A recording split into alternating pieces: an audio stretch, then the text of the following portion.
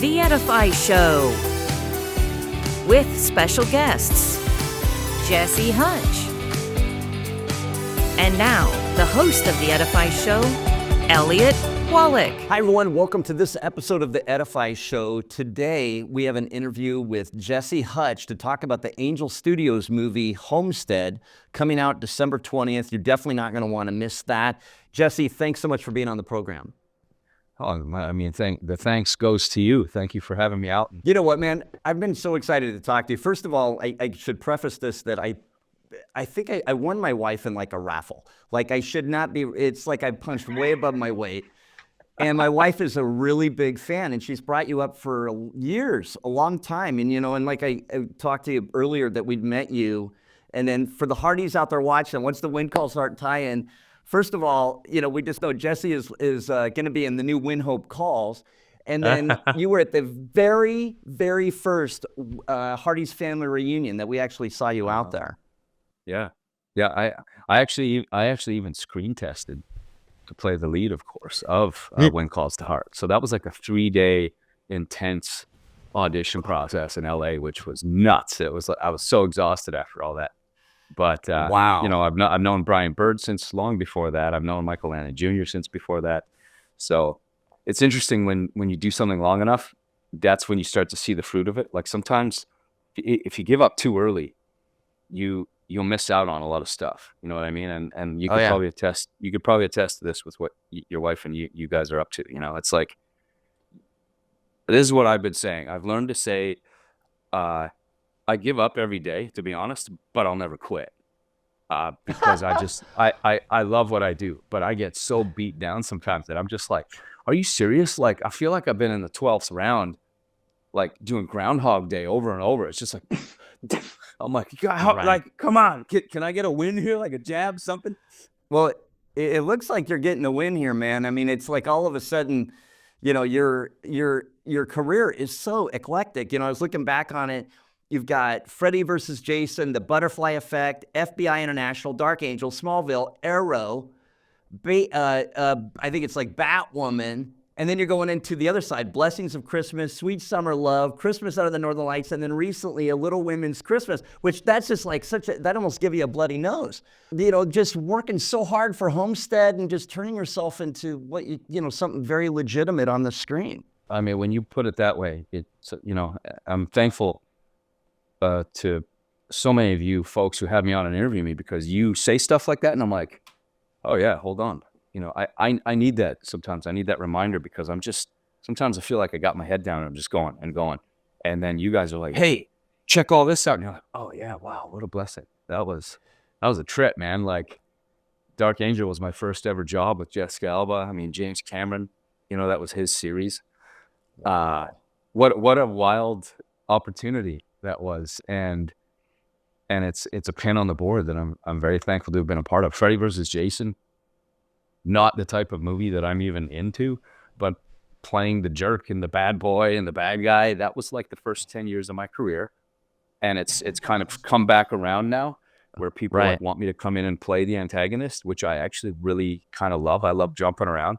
So as you mentioned, there's a lot of jump around. And I remember early in my career, I had an agent, and I mean, I'm no longer with them, but they were saying like, look, you really need to focus on one thing, or you're never going to make it in this business.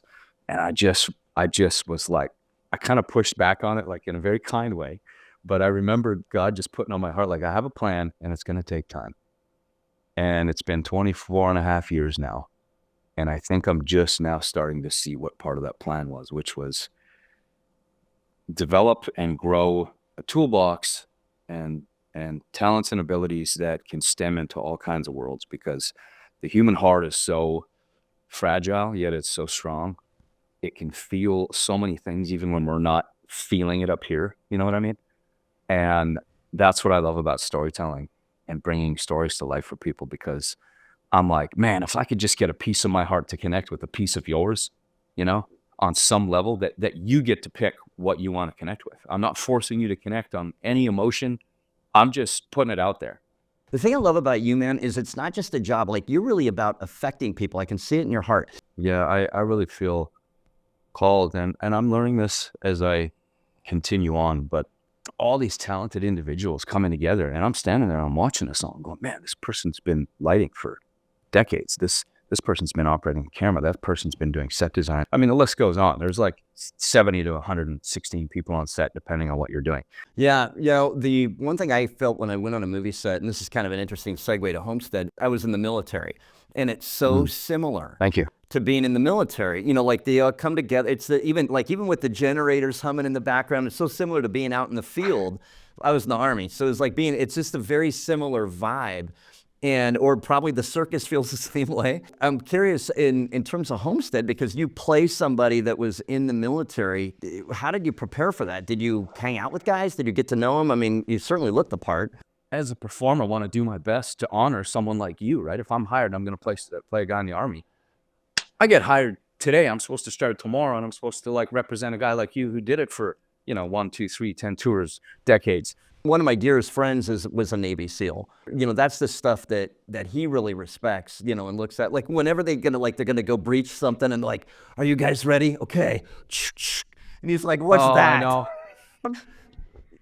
And trust me, as we learn that, we fight for it. And sometimes we lose. It's like I was even doing the photo shoot, they give me the AR I use on set. I'm like, boom, am I locked in, man? It's like, tight. It's in there. I'm like, they're like, you got to drop that down. We can't see your eye on camera. I'm like, no, if I drop it down, all my buddies who serve are going to be like, you're an idiot. And they're like, yeah, but we can't see you and we got to sell the movie. And I'm like, oh, okay. Okay, drop it. No, it's got to go more. I'm like, guys, now it's like, what, am I shooting from the hip now? This doesn't make sense. I'm not Clint Eastwood. And it's like, so trust me, we're always like sort of having this fun butting of heads where we're all trying to creatively make this work. So if the Homestead film does well, which so far we're really excited, it's looking good. And if people go home that night and start watching the TV series which follows it, which you can literally do that night after you're done at the theater. We have 2 episodes of the series that we've already filmed, and we have an amazing cast that we've continued to add to the cast we already have.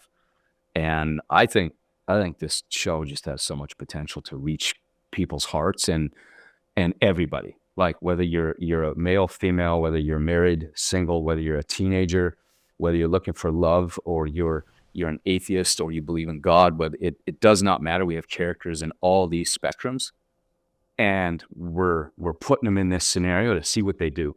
Yeah, I love that guy, Neil McDonough. I have been a friend of his from, Band of Brothers, Arrow. In fact, he did a movie, we're in Spokane, Washington. If you talk to him, he did a movie out here. My friend's a pastor, and then he ended up asking the pastor, my friend, if he could pray with him. Just a total real deal, man. I totally appreciate what you're saying. I'm definitely rooting for the show. I found that very surprising. I wasn't sure if that was a secret or not. Maybe you could tell me, but the way it ended and going, hey, you can watch the first episode now. Like, how many people are going to be like sitting in the theater going, oh, hold on, because you're just going to have the end of the movie and they're going to want to see it. They're like, just 35 more minutes. It's a little new. I've never heard of it. It's something we're really trying. So we actually have 3 parts to Homestead. We have Homestead, the feature film, hits theaters December 20th. That's followed up so far by 2 television episodes, which you can watch on Angel. And then right now you can already go to Angel Studios and start watching Homestead Family Survival, which I helped host a few episodes. And basically what we do is we go out to people who are doing this for real, different homestead approaches, right? We got someone who just left their corporate life and started a homestead, and they bought a cow, and they're like, we're doing this. You want to make sourdough bread? We have an episode on it. You want to buy chickens? We have an episode on it. You want to buy 100 acres? We go meet people who own 100 acres. They have their own ecosystem of hunting and gathering and living off of their own land. Like, if you want to explore that, we're bringing it to people, because we just felt, especially during COVID, everybody started thinking like, oh man, well, the power's off. What do I do? The internet's out. What do I do? I can't go to the grocery store, buy what I want to buy. What do I do?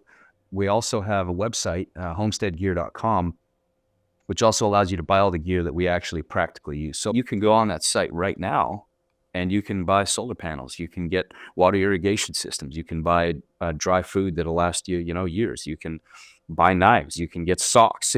You can get what you need to take life into your own hands. I don't know. I'm excited, man. Now, my character in particular, he's hired to protect the 300-acre homestead that everyone's kind of eventually ends up on and is doing their best to survive. So you have you kind of have military force. You have people that just want to come with grace and love. And then you have both ends of this pendulum. And can you really push all to one side and win? Or do you need to find a way to work together? You know what I mean? Yeah, that was the interesting, unique angle of the film, because I'm often wondered that as a person of faith.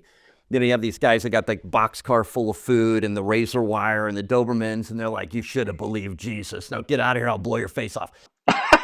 But I've never seen something where the prepper has to kind of decide, okay, what are you going to do with the people that want them? Because it's not like a zombie movie. These aren't zombies. They're people. No. Right?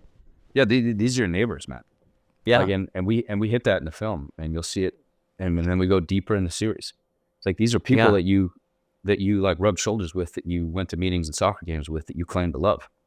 And now when it all hits the fan and things are starting to fall out, what do you do, right? Like one of the themes specific to my character that you'll see in the film that I think I can share a little bit about is I play a Green Beret who's an operator that's used to operating away from families and women and children in a way that gets the job done. But now I'm expected to do that while the kids are physically right around me. Like they're with me. They're over there playing in the woodpile. And now I got to run over here and protect the line, And it's like, I don't know how to do this, man. Like you're asking me to continue to operate the way I operated, but I was able to separate that from my civilian life. And now it's all in the same space, same box, same mental avenue. And so I think that's a really cool exploration, right? And then you think of some of our other characters. We got Neil's character who owns the homestead, and Dawn who plays his wife, and they weren't necessarily prepping to use force. They just have this beautiful farm, and they love nature, and they love growing food, and their daughter wants to find love, and then all of a sudden, everything starts falling apart, and it's like, how am I supposed to live? Like, you have me behind these gates. Like, how am I supposed to meet people? How, so you have all these themes of like, how do I be a mom and just raise my kids and love them? But now we got these guys walking around with guns. But then when someone comes to the gate and threatens, they're like, where's the guys with the guns? They cross each other's like thought patterns, but they don't necessarily always get along, but you need them all. And so, I don't know, I think it's awesome, man. Like the 2 episodes we shot, I'm excited for people to just immediately go pick that up, because we just go we go deep quick. And so the movie, I think, is a fantastic intro. Yeah, man, I saw it, just so you know. I did see the movie, Oh, and been holding out on us, bro. Hey, buddy, I wouldn't interview you without seeing the movie. Oh, you know? man. Yeah, Wow. some ham and egger here. No, and it was totally, that whole thing you're talking about, dude, it was totally realistic. The whole thing, what I'm talking about, where you're at the, because you say some guys out there used to be like in Afghanistan, it's just him and his guys, and you're just trying to accomplish the mission, and you got some kid playing hopscotch behind you that's like the daughter of the boss or whatever. Yeah. Yeah. I could see where that would be a real challenge. I did want to see the other episodes. My only complaint is I wanted more Jesse Hutch. I'm just saying.